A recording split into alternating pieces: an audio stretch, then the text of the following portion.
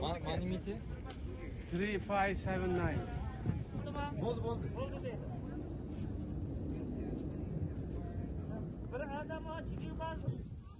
We will start off with a brief moment of silence for the martyrs and victims of the 1997 Uyghur massacre, as well as for the people of East Turkestan who are currently facing genocide.